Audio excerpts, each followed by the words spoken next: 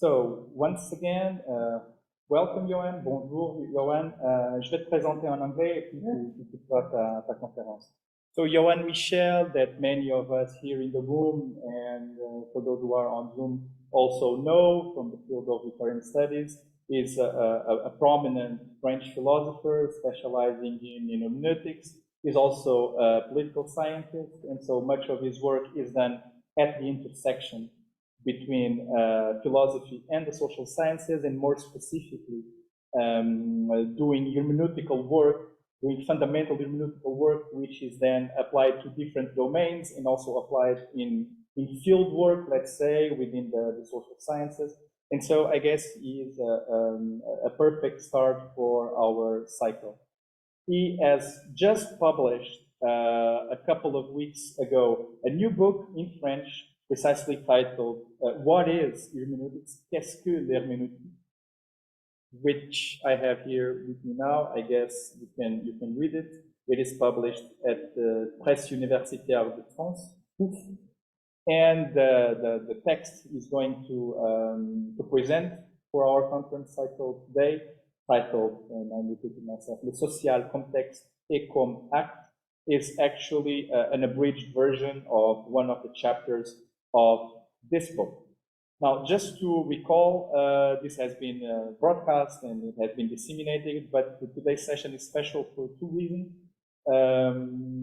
One of them is because we're having it in person, unlike the others, which will be fully online. And the other is that besides Johan's conference, and after the conference, we're going to do the book presentation of the Portuguese translation of his previous book, the one that was published in French before Qu'est-ce que l'herméneutique, and which is this one, which I have here in my hand. It is the Portuguese translation, but the title is the same. That's the advantage of having Latin titles for your books, is that then you can publish them in different languages, always with the same exact title, Homo Interpretans. The Portuguese version is available. It was published a few months back in Portugal, and the original French version is from 2017. So this is how it is going to go. Johan is going to give his conference in French. I'm going to project the English version of the text for those who are not so acquainted with French. And so you'll be able to read the text in English while Johan is speaking in French. Then we'll have a short session of Q&A, of questions and answers. And then at 5 p.m. Portuguese time, so roughly 1 hour and 15 minutes from now, we'll start the part of the book presentation of Homo Interpretans with a short round table with Johan, myself, and Paulo Jesus, who is going to connect to Zoom briefly. And so, this said, I'm just gonna shut up. Thank you. Merci encore, Johan, d'être venu. I'm gonna open the text and project it, and then Johan will start his conference.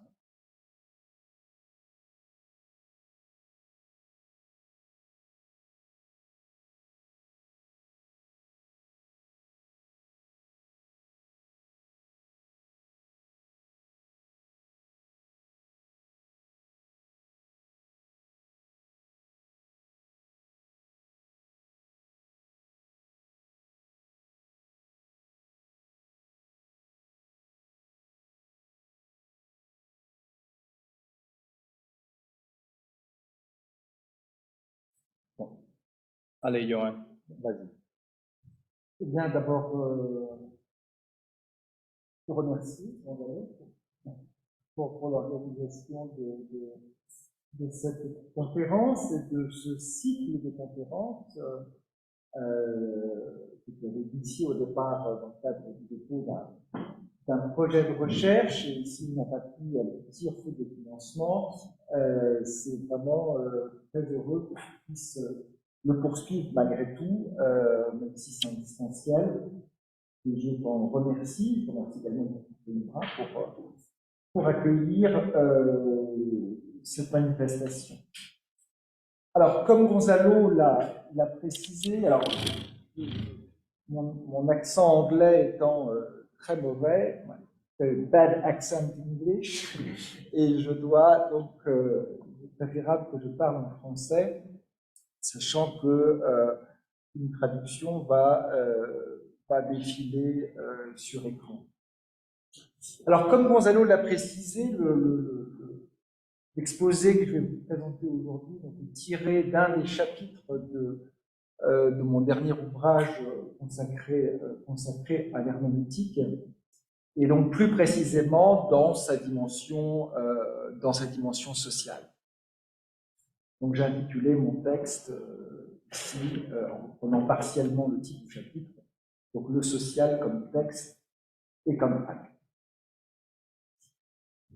Alors, l'élargissement de l'herméneutique à la compréhension du monde social n'est véritablement perceptible qu'à l'époque contemporaine. Dilthey en est assurément un pionnier, bien que prime avant tout dans sa philosophie une compréhension du monde historique dans l'objectif de fonder les sciences de l'esprit. Si le monde social lui importe, c'est d'abord et avant tout en tant qu'il peut se laisser objectiver comme trace durable. Si les sociologues comme Weber, Simmel, Bauman, Garfinkel, Terré, Alexander, pour ne citer que, sont directement intéressés aux questions de compréhension et d'interprétation en sociologie, l'expression herméneutique sociale ou sociologie herméneutique a rarement été assumée comme telle.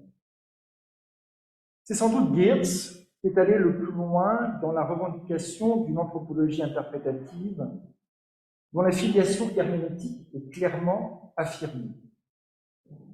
Dans cet héritage, l'objectif de mon exposé est de proposer une orientation plurielle de ce que pourrait être une herméneutique du monde social. La première orientation met directement à l'épreuve la tentative, venant de Dilthey, poursuivie par Ricoeur, Geertz et Alexander, de considérer le social comme un texte à interpréter. Cette première entrée semble la plus naturelle, dans la mesure où le texte, du moins ici le discours écrit, a été historiquement l'objet privilégié de l'herméneutique moderne depuis Schleiermacher. Cette première orientation s'ouvre par la porte méthodologique de l'analogie. Considérer le monde social comme le monde d'un texte et corrélativement transposer les méthodes de compréhension du texte à la compréhension du monde social. Si l'on suit cette orientation, une herméneutique sociale serait celle qui cherche à comprendre la structure du monde social comme une configuration fixée, autonomisée, stabilisée d'un ensemble de significations. Le risque n'est-il pas, à s'en tenir à cette seule orientation, de réifier le social en structure figée, voire anachronique? Ne faut-il pas introduire un point de vue diachronique et sociogénétique pour montrer que si le monde social apparaît bien comme une réalité objective, autonomisée et stabilisée, il n'en reste pas moins historique, c'est-à-dire soumis aux variations et aux transformations. Les structures sociales du sens sont d'autant moins fixées une fois pour toutes qu'elles sont pragmatiquement accomplies et refigurées en situation. Selon cette orientation pragmatiste, l'herméneutique sociale se donne pour tâche d'analyser l'interprétation en acte, dans des circonstances et des contextes donnés. C'est dire que le sens du texte social n'est pas entièrement prédéterminé comme texte autonomisé, mais se présente comme une performance située qui contribue en retour à transformer la texture du monde social. L'objet d'une herméneutique sociale n'est plus alors seulement les expressions de la vie durablement fixée, pour reprendre une expression de Dilthey, mais l'interaction comme événement qui vient accomplir, transformer, voire transfigurer un ordre social chaque fois prédonné.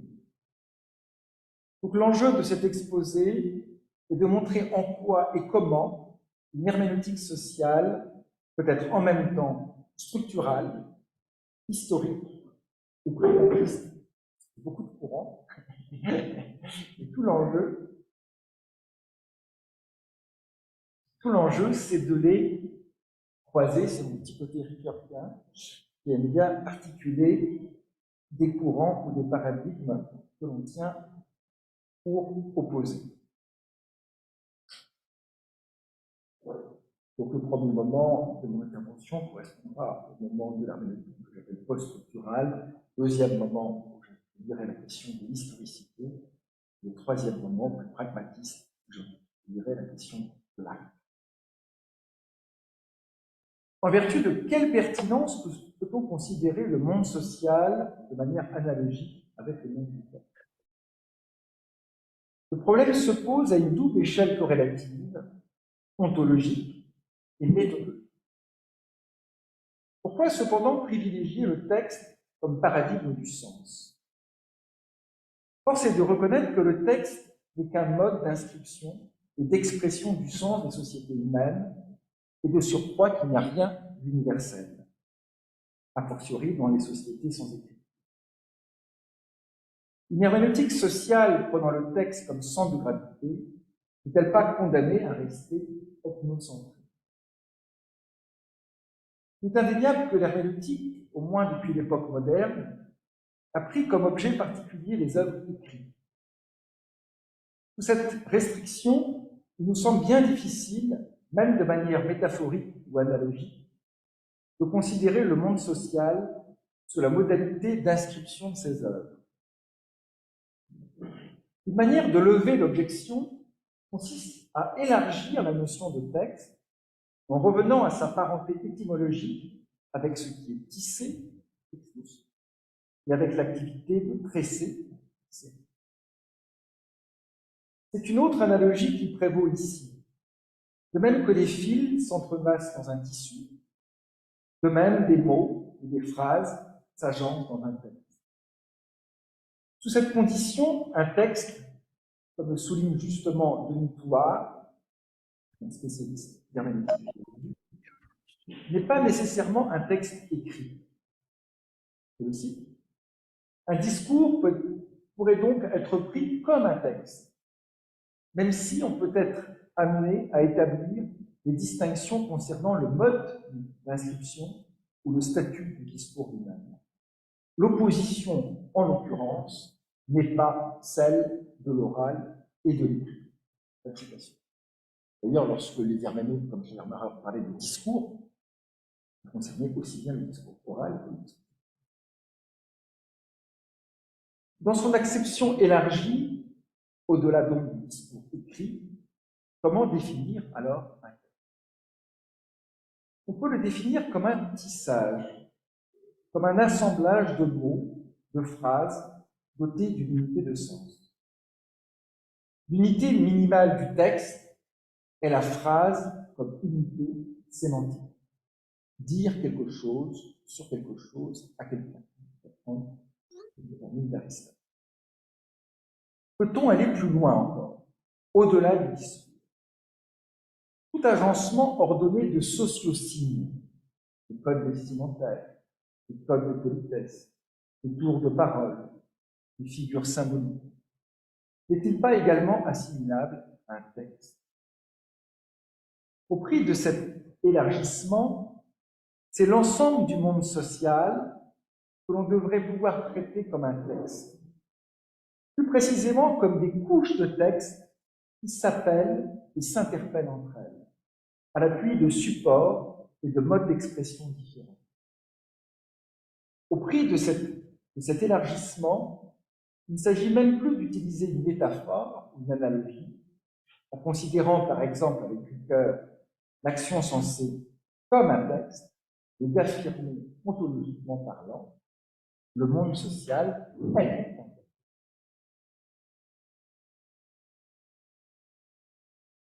S'il faut conserver la valeur ontologique de cette identification, faut-il pour autant renoncer à la pertinence méthodologique de l'analogie du monde de l'action avec le monde du texte, compris ici comme discours écrit? Non, car on se priverait dans ce cas de l'apport méthodologique que l'on pourrait tirer des théories du texte, écrit ici, pour comprendre analogiquement le sens du monde de la vie. Quel pourrait en être l'apport significatif? En quoi la compréhension du sens du texte écrit pourrait-elle nous être utile pour comprendre le sens du monde social? Quelle herméneutique peut nous aider à comprendre le sens du monde social comme structure de sens impersonnelle? Elle peut s'appuyer sur Dilthey, du moins le second Dilthey, qui a rompu les amarres avec l'herméneutique psychologique pour mieux, de manière hegelienne, s'intéresser au sens objectif. C'est dire que l'interprétation du sens d'un texte consiste moins désormais dans la reconstruction des intentions de son auteur que dans la reconstruction de la structure interne du texte lui-même, sur le fondement méthodologique du cercle herméneutique, à savoir la compréhension réciproque des parties.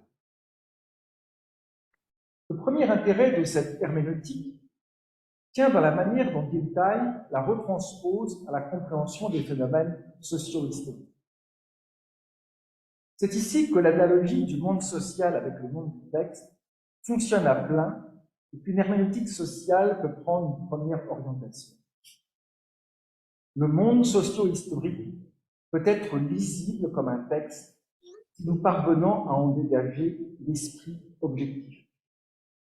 Si nous parvenons à comprendre réciproquement la totalité signifiante d'un monde social corrélativement avec l'ensemble des parties qui le composent. Encore faudrait-il distinguer rigoureusement, avec l'inspiration simélienne que propose Denis-Thouars, l'esprit objectif de l'esprit objectivé. L'esprit objectivé renvoie à une activité intentionnelle dans des productions culturelles, des actions, des œuvres, des institutions, alors que l'esprit objectif s'est émancipé des opérations subjectives dont il est issu. Il s'est autonomisé de l'esprit qu'il a produit. Ainsi, la grammaire du langage que nous utilisons pour communiquer n'a point été inventée par nous. Et nous la recevons des autres pour en faire un usage propre. Pour en faire aussi référence au travail de Gadamer ici sur le langage. Le deuxième intérêt que l'on peut dégager du transfert de la théorie herméneutique du texte vers les sciences sociales tient dans le double processus de fixation et d'autonomisation du sens qui correspond typiquement à la genèse de l'esprit objectif, sans avoir à supposer l'existence d'un esprit absolu au sens hegelien du terme. Il revient à Ricoeur, dans une filiation très hegelienne, mais à l'appui en même temps des sciences contemporaines du texte, d'avoir au mieux tiré bénéfice de ce transfert analogique. De même que l'interlocution subit une transformation par l'écriture, en tant qu'elle fixe durablement le sens, de même les interactions subissent une transformation similaire en tant qu'elles s'inscrivent dans le temps et dans l'espace sous la forme d'institutions, au point que la signification de l'action se détache de l'événement de l'action. Le processus de fixation débouche lui-même sur un processus d'autonomisation. L'autonomisation du sens du monde social, chez Ricoeur, est directement parent des expressions durablement fixées de l'esprit objectif chez Dilthey et chez Simon. Construire une herméneutique sociale en venant de Dilthey et de Ricoeur revient donc ici à privilégier le sens objectif du monde du texte ou du monde social, dans l'épaisseur de ses configurations de signification.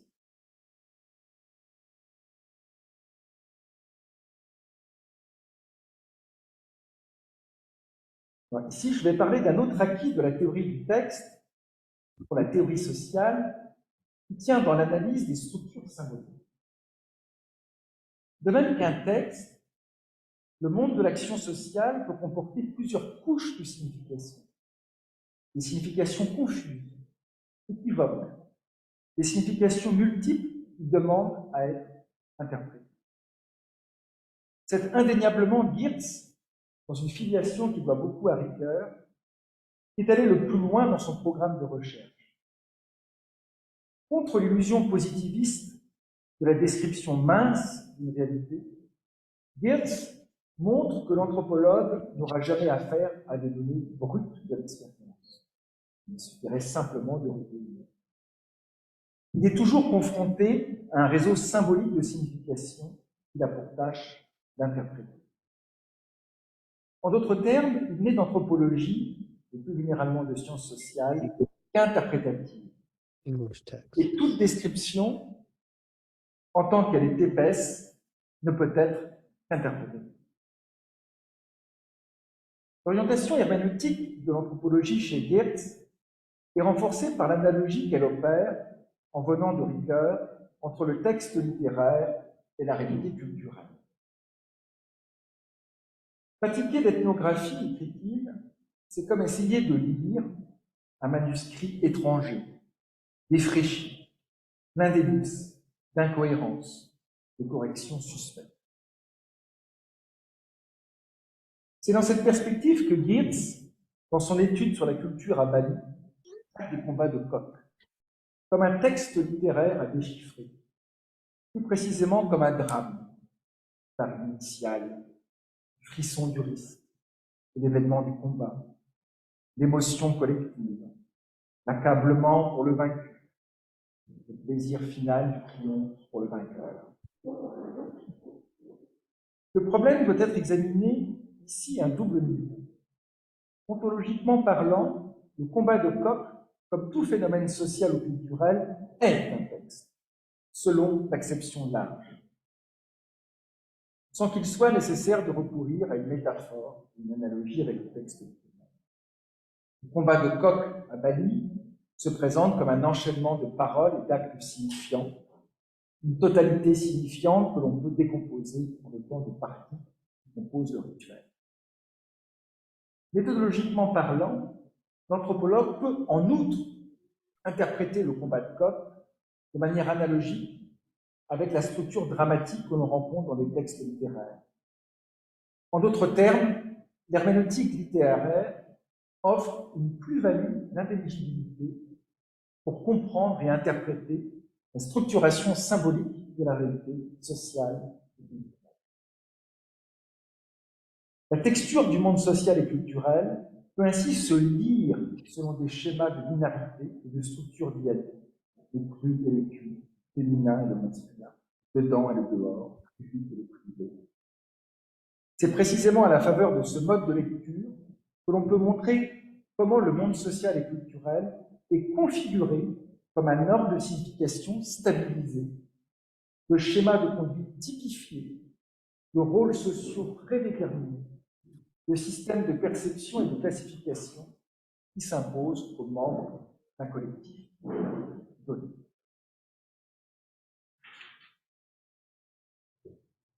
Maintenant, je viens à la question de l'historicisme. Peut-on s'en tenir à ce niveau de textualité du monde social? Eh bien non.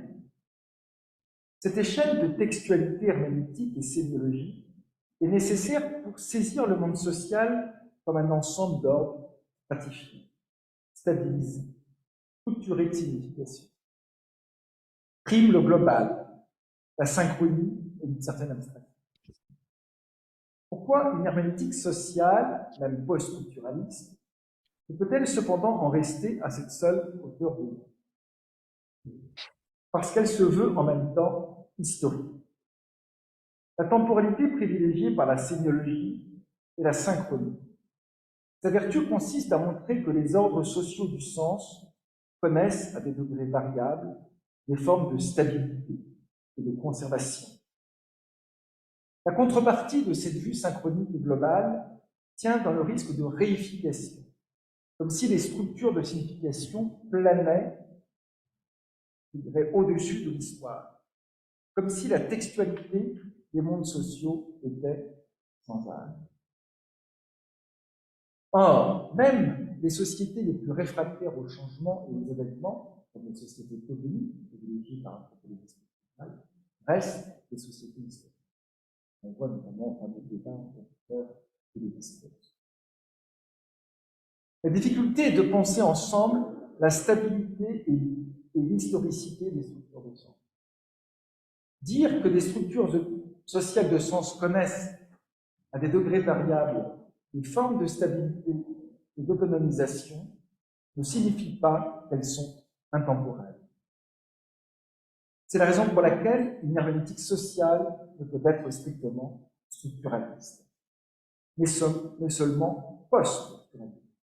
Seule une herméneutique post-structuraliste peut recevoir la greffe d'une socio-phénoménologie dans l'héritage de Schultz, ou d'une socio-histoire dans l'héritage de Norbert Elias. Ce n'est plus l'autonomie des structures de sens qui importe ici, mais leur processus d'autonomisation, c'est-à-dire la manière dont historiquement les interactions sociales du sens ont fini par former des expressions durablement fixées et autonomisées. C'est ainsi que Schultz et certains de ses disciples, comme Berger Lippmann, analysent le processus d'institutionnalisation comme un processus de typification d'actions habituelles qui, à force d'habituation et de répétition, contribue à former des institutions durables qui échappent à la mémoire et aux intentions des interacteurs. Former une tradition, au sens de Gadamer. Pour être complète, une herméneutique sociale ne doit pas seulement être post-structuraliste, sociogénétique, mais en même temps pragmatiste. Nous sommes bien conscients que l'ensemble de ces courants, herméneutique, structuralisme, socio-phénoménologie, pragmatique, n'ont cessé pour certains d'entre eux de se heurter, comme autant de courants incompatibles. Tous nos efforts consistent pourtant à les conjuguer, à les coordonner depuis une quinzaine d'années. Pourquoi l'intégration des variantes philosophiques et sociologiques du pragmatisme est-elle indispensable? Parce que la textualité du monde social ne se donne jamais seulement dans la synchronie de la culture, ne se présente jamais seulement sous la diachronie et la genèse historique du sens, mais s'incarne également en acte, ici et maintenant. Analyser le monde social du point de vue de l'acte suppose de faire varier la temporalité de référence et l'échelle d'observation. Du point de vue pragmatiste, le monde social est compris à l'échelle microsociale du présent vif de l'action et des interactions en train de se faire, Peut-il pour autant abandonner purement et simplement la hauteur, le global, la structure, le général, l'ordre du sens? Non. Il s'agit de penser leur articulation avec le local, la situation, le particulier, par un double mouvement panoramique du haut vers le bas et du bas vers le haut, en faisant varier les jeux d'échelle, de temporalité et d'observation.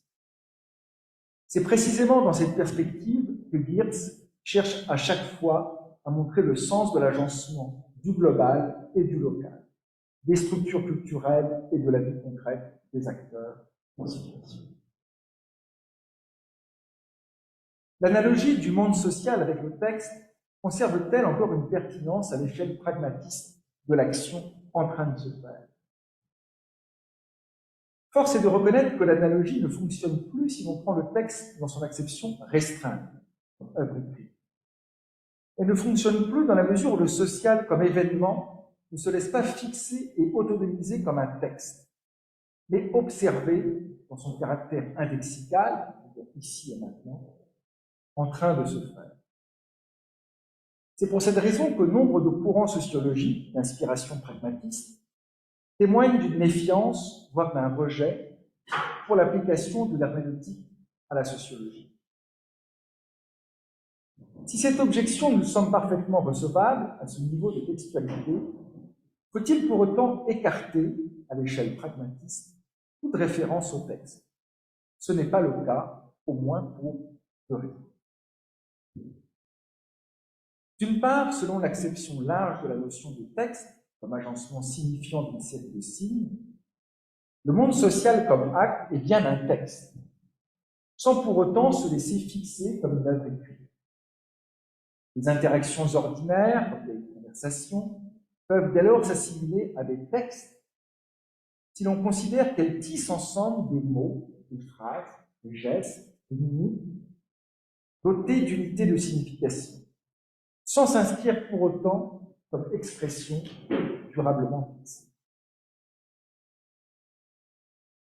D'autre part, et plus encore, la notion de texte, au sens écrit du terme, peut conserver une pertinence analogique avec le monde social, dans la mesure où l'action en train de se faire ne s'opère jamais sans règle, sans ordre du sens préexistant.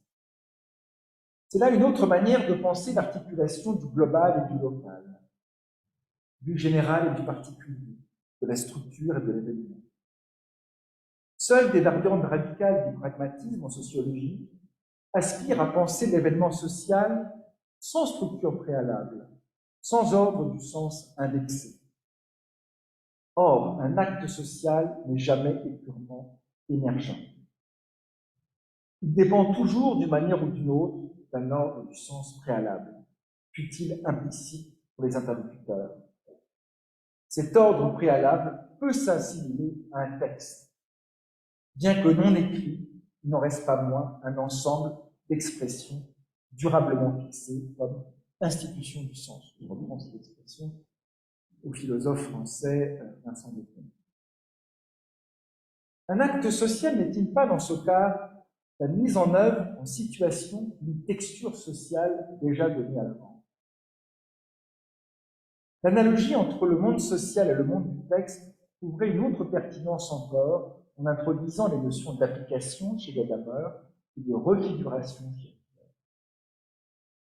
De même qu'un texte de loi, pour un juriste, n'a de sens qu'en tant qu'il est appliqué au traitement de l'affaire. De même que le sens d'une œuvre littéraire varie dans la manière dont il est refiguré par le monde du lecteur, de même le sens du monde social est joué et rejoué dans des scènes et des situations par des acteurs en chair et en os. La texture du monde social comme ordre du sens constitue certes un arrière-plan et présente autant de contraintes qui s'imposent aux acteurs, qui entrent en scène et jouent un rôle social. Dans une situation, on ne peut pas jouer, dire et raconter à chaque fois de manière purement arbitraire n'importe quoi. Toutefois, à la différence d'une vision mécaniste du social, les acteurs sociaux ne reproduisent pas machinalement un ordre du sens qu'ils auraient simplement intériorisé comme des automates sociaux. L'ordre préalable du sens, bien que contraignant, est aussi un espace de possible et d'opportunité, qui laisse place à des degrés variables, à des interprétations et à des réinterprétations. Les petits écarts de la vie quotidienne jusqu'aux déviances et aux entreprises de subversion, de révolution des grands ordres sociaux et politiques. La métaphore théâtrale dont use le sociologue américain Goffman pour analyser les mises en scène de la vie quotidienne fonctionne ici pleinement. De même qu'un acteur de théâtre joue un personnage préalablement défini, que la mise en scène obéit à des conventions, de même un lecteur social habite des rôles qui fonctionnent comme des modèles préétablis dans des contextes donnés. Chacun n'invente pas de lui seul les manières de se tenir et de se maintenir dans la vie quotidienne et dans les vies publiques. Elle préexiste comme un texte donné avant sa mise en scène. Elle constitue un ordre prédéterminé de rôles typifiés, de conduites ordonnées, de règles instituées, de conventions fixées. Il reste cependant que les acteurs de théâtre, comme les acteurs sociaux, ne sont point des automates qui joueraient à chaque fois exactement de la même manière un texte et une mise en scène donné à la cause. S'il n'y a pas de grand metteur en scène du monde social, force est de constater des variations et des écarts plus ou moins significatifs dans la manière dont, localement, les acteurs sociaux performent la texture du monde social, qui n'est pas un bloc figé, et fixer une fois pour toutes de signification. La texture du monde social fonctionne en situation comme une œuvre ouverte, au sens d'Umberto Eco, que reprend Ricoeur. Une œuvre ouverte n'est pas réductible à ses conditions de production originaires et à son premier public. Elle est susceptible de se décontextualiser, de se recontextualiser en fonction de nouveaux lecteurs, de nouveaux acteurs, de nouveaux publics. C'est véritablement à l'échelle pragmatiste que l'interprétation occupe la place la plus saillante. L'interprétation n'est pas, pour reprendre la métaphore théâtrale, une simple exécution, mais un véritable travail de réflexivité sur le sens et une authentique adaptation au contexte. Il n'est pas question de dire pour autant que tout rapport au monde social est de nature interprétative. Si l'on entend une compréhension réflexive, médiate et suspensive. Il n'y a pas de vie sociale sans compréhension et sans intercompréhension très réflexive, spontanée et partagée, qui fonctionne, comme l'ont montré Schutz et Garfinkel, comme pré-expérience, c'est aussi des préjugés, comme réservoir de sens implicites qui n'ont pas besoin d'être explicités et réfléchis. A contrario, l'interprétation et l'inter-interprétation du monde social interviennent lorsque les individus et les collectifs sont confrontés à des problématiques du sens. C'est déjà problématique du sens dans Homo interprétant, c'est reprend dans ce nouveau livre. À savoir la confusion de l'étrangeté, de l'obscurité, de la contradiction, de l'émotion. Alors, je vais conclure. Mais c'est non conclusion.